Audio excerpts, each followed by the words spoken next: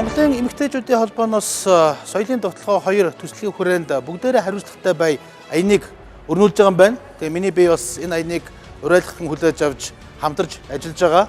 Ер нь бол Монголын мянган бүсгүйчүүд маань Монголын эмэгтэйчүүдийн холбоонд маск сайн дураараа олон мянгаар нь үйлдвэрлэж оёж хүмүүст тарааж байгааг бид бүгд нь сайхан хүлээж авч байгаа.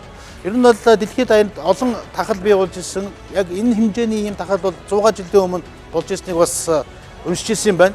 Тийм үднээс хаана хүн болгон маш хариуцлагатай байж одоо энэ тахлыг бүгдээрээ нэгэн одоо санаагаар хүчээр даван туулах ийм шаардлагатайг Монголын эмэгтэйчүүдийн холбооноос байнга сануулж байгаа нь их зүй зүйтэй уриалга юм болов уу гэж өргөдөө бодож байгаа.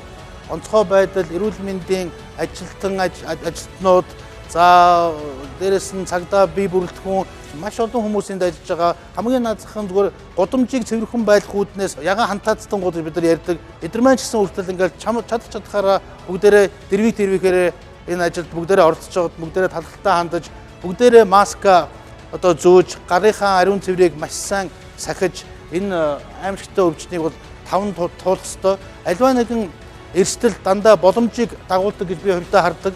Дэлхийд Монгол ямар хариуцлагатай энд хандж байна. Бүх нийтээр 3 сая 500 мянган энийн эсрэг тэмцэний үүднээс нэг ширхэгч коронавирусыг Монголд оруулж ирсэнгүй шүү гэдэг энэ сайхан мессежийг бас түүх юм болов уу гэж хувьдаа харж байгаа. Ийм үүднээс бүгдээрээ Монголын эмэгтэйчүүдийн холбооноос явуулж байгаа энэ аянд идэвхтэй оролцож хаана бүгдээрээ хариуцлагатай энэ аимшигт өвчнийг бүгдээрээ даван туулахыг уриалж байна.